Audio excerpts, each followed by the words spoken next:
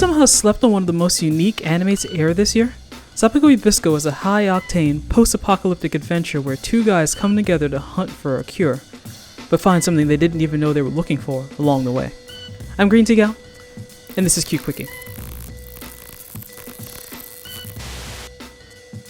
So titular Bisco, the chaotic marksman burdened with glorious purpose, is what's known as a mushroom wrangler, or archers who live off the land, travel in male-only pairs on giant crabs, and use building-sized mushrooms as weapons. It's anime, just roll with it. Bisco and his partner Jabi, definitely have a mentor-father-son dynamic, but it's more than that. Having been found, raised, groomed, and trained by Jabi since childhood, all Bisco's ever known is this purposefully isolated frontier life. They even live on the outskirts of town, well away from cities or normal society. Not to mention how phallic mushrooms are known to look, so calling Bisco and his ilk mushroom wranglers sounds kinda kinky now. There's also the added layer that mushroom wranglers were vilified and made the scapegoats for supposedly having spread a highly contagious and deadly degenerative disease with no known cure. Let me know if any of that sounds familiar. So at the gate, Bisco's lifestyle and circumstances sounds like a gay allegory. Given how completely at home Bisco is with working and living exclusively in the company of men for the entirety of his life, it's kinda no surprise that he and Milo, the femboy doctor hoping to heal the world one booster shot at a time, would make such an effective team. Sure, they were doing good work separately, but put together, they're uniquely qualified to right this lawless, rust-ravaged world's biggest problem. They squabble at first like all couples do, but only they can solve the riddle of the rust and save mankind. So when the boys realize they're a match made in whatever passes for heaven in the post-apocalypse, they break away from their old lives and attachments, and officially become partners. Since this is a BL channel, you probably already guessed that during their epic hero's journey, they were alone for long stretches of time. And despite being wanted men and constantly getting jumped, they're fully committed to wandering the wilderness, fighting steampunk animals and bandits together to find that cure.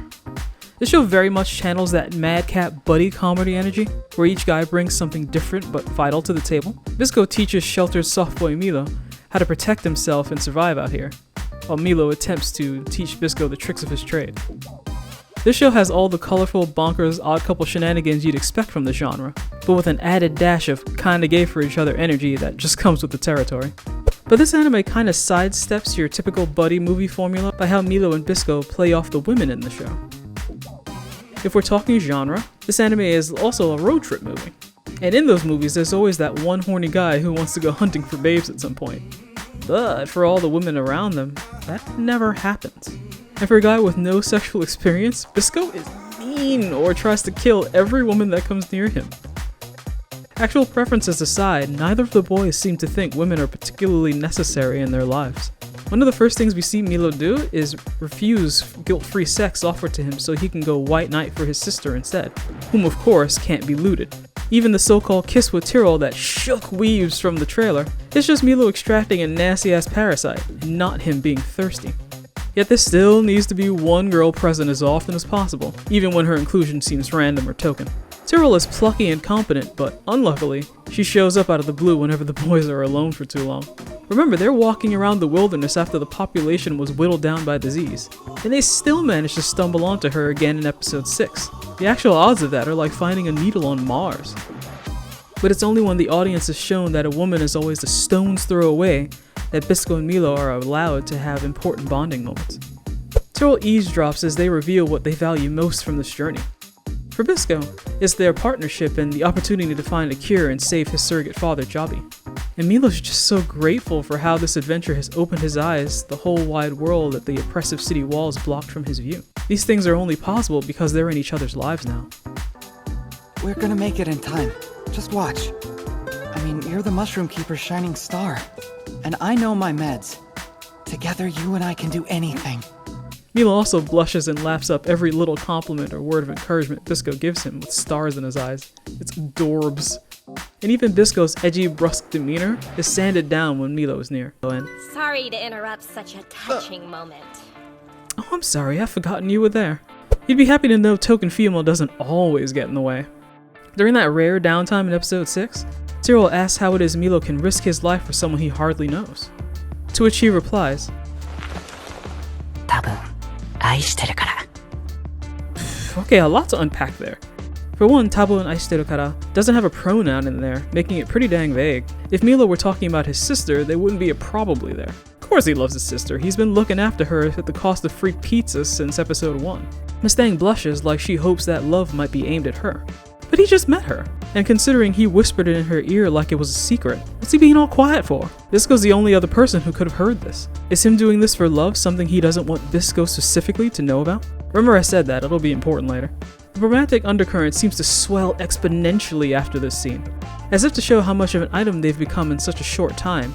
Right after parting ways with Tyrrell, they get into a tentacle monster battle, where they must rely on each other to make it out alive. The fight ends when Bisco feels the need to get close and steady Milo's wavering arrow instead of just taking the shot himself. Why does this look so familiar? Oh yeah! Classic. Pawu pops up again in episode 7 to help them fight an even bigger, grosser monster. They don't even need her help. There's a daring rescue and their signature over-the-top teamwork. They even synthesize a cure for the rust disease that day.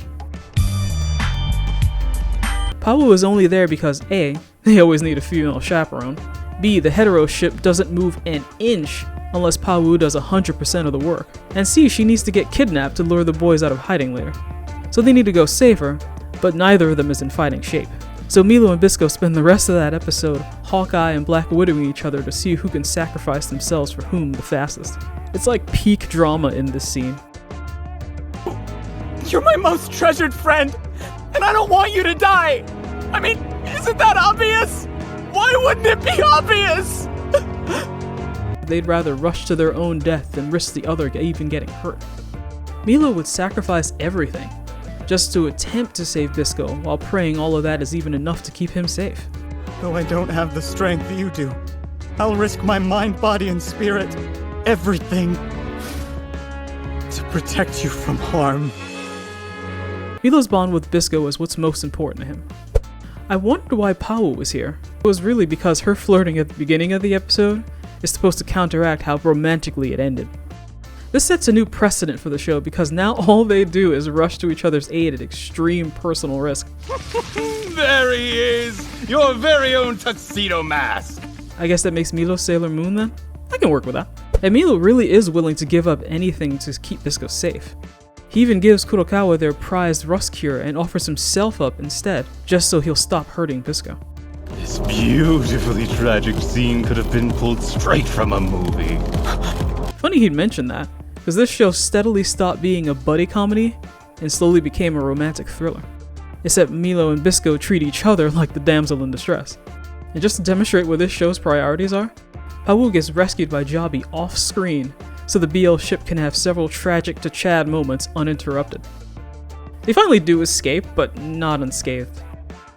Even with a back full of arrows, Bisco is still Milo's main concern. Please don't die. This show just keeps dialing up the bromance. Episode 9 begins with an injured Milo waking up from a nightmare and blindly groping for Bisco and shivering because he feared the worst. Hey, don't worry. I'm right here. Bisco tenderly nurses him back to health using the only dose of Rust Eater they have left, effectively dooming himself in the process. This is now just one of many scenes that allows their bromance to breathe a little and doesn't undercut or interrupt it. And just in case some of you are in denial and think the love they have for each other is more like brothers or platonic, Exhibit A.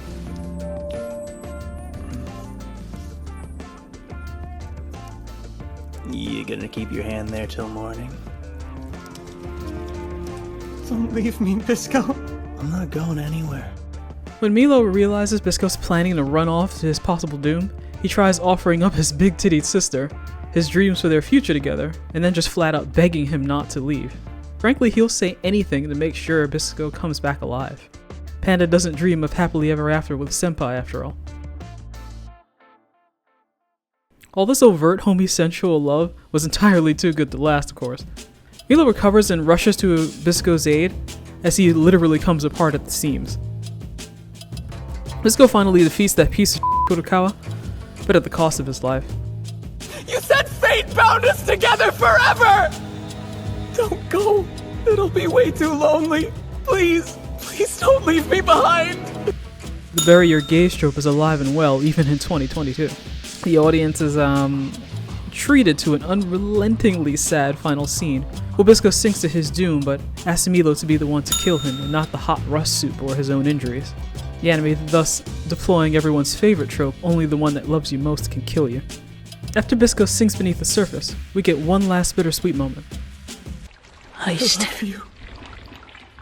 Even after you're gone, that'll never change. I'll always love you. According to the light novel, Milo's been holding on to these feelings the whole time and couldn't find the words while he was still alive. So Milo goes with the post-death confession trope, where the most overt gayness to be seen is only allowed when one of the characters is about to die to death immediately afterwards. See also Yujio's many death scenes in Alicization, the confession from Mika's torso in Owari no Sera, and Kamui's vague sweet nothings whispered at Fuma's head at the end of the X 1999 movie. So the ship seems to sail, but only because it's going over a waterfall. Owari no Sera and Tales of Hysteria have so far been the only instances where the BL has kind of muscled its way past death. For the moment, Bisco is gone, and Milo actually sings their duet ending song alone.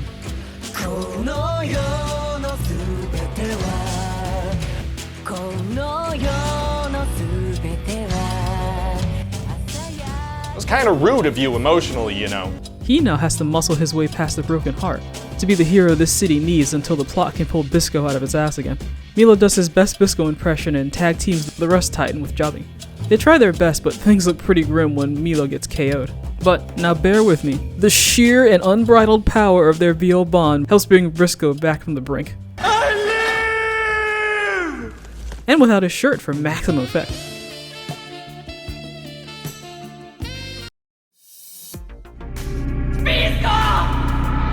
Milo calling his name is literally what helps Bisco regain consciousness. There's also a biochemistry element to all this, but Milo's voice was the grain of rice that tipped the scales. Bisco wakes up just in time to stunt for Bay and save the day. And for old time's sake, the fight ends when he and Milo mirror their Giorno Mista moment from episode 6. Milo becomes Bisco's eyes so they can shoot their shot.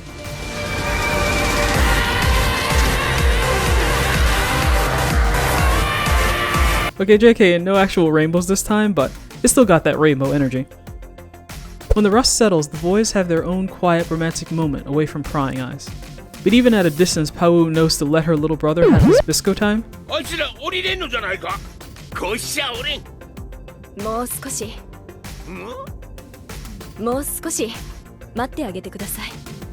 今邪魔をしたら弟に口を聞いてもらえなくなる。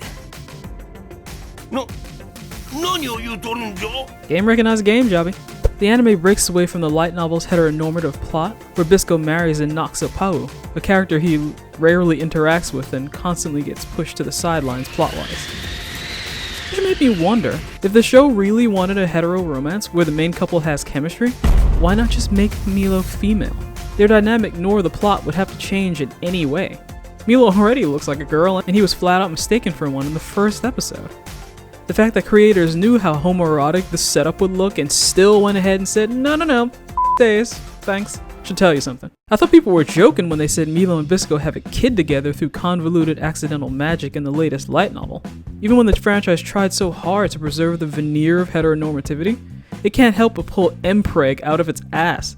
The 90s thought pregnant men and boy wives were just peak comedy. I don't know, just roll with it. Luckily, the series goes with its own better and more thematically resonant ending. Milo gets his wish, and they spread the new rust cure across the land. They're the invincible duo after all. And because of the ass pull in episode 11, Bisco is effectively immortal now. And icing on that BL cake? Milo plans to continue doing their important work, fully intending to grow old walking this crab walk with Bisco indefinitely.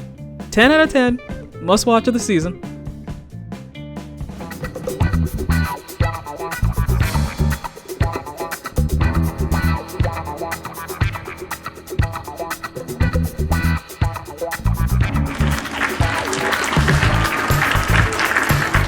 Sabikui Bisco was taped in front of a live studio audience.